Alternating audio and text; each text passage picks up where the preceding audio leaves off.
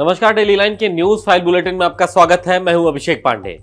इस बुलेटिन में हम आपको बताएंगे कि दिल्ली के मुख्यमंत्री अरविंद केजरीवाल ने जेल से क्या पहला आदेश दिया है और बताएंगे कि देर रात तक चली बीजेपी सीईसी की बैठक में किन मुद्दों पर मंथन हुआ है।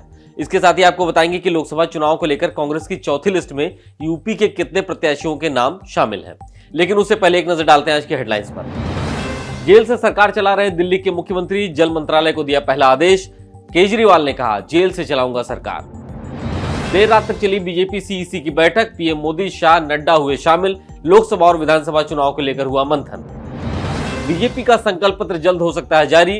पहले चरण के चुनाव से पहले होगा ऐलान। 2047 तक देश को विकसित बनाने पर आधारित होगा घोषणा पत्र।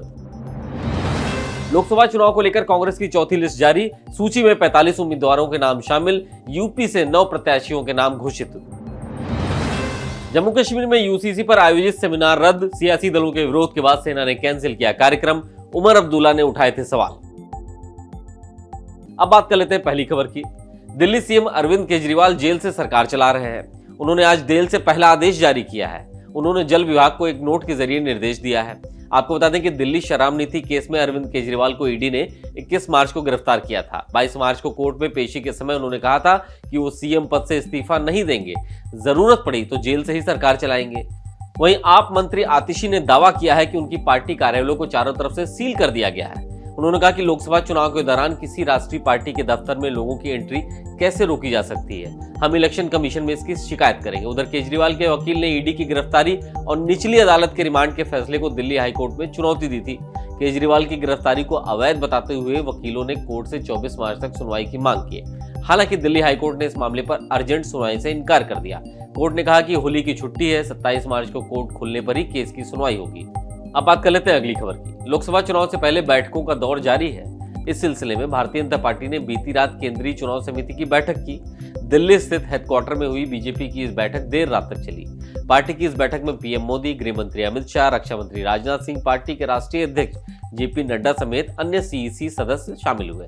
जानकारी के मुताबिक बैठक में लोकसभा चुनाव सहित 4 राज्यों में होने वाले विधानसभा चुनाव को लेकर रणनीति तैयार की गई और विधानसभा चुनाव के लिए प्रत्याशियों के नाम पर मंथन हुआ। आपको बता दें कि लोकसभा चुनाव 2024 के लिए बीजेपी अभी तक 4 सूची जारी कर चुकी है, जिनमें 291 नाम शामिल हैं। अब बात करते हैं अगली खबर की। बीजेपी लोकसभा चुनाव के लिए अपना घोषणा पत्र तैयार करने में जुटी हुई है। जानकारी के मुताबिक लोकसभा चुनाव के पहले चरण से पहले बीजेपी का घोषणा पत्र जारी हो सकता है। बीजेपी ने अपने घोषणा पत्र को संकल्प पत्र का नाम दिया है। जानकारी के मुताबिक पार्टी इस बार अपने घोषणा पत्र में गरीबों, युवाओं, किसानों और महिलाओं को ध्यान में रखकर कार्यक्रम तैयार कर रही है। वहीं पार्टी इस बार का घोषणा पत्र 2047 तक देश को विकसित बनाने की योजना पर आधारित रखेगी।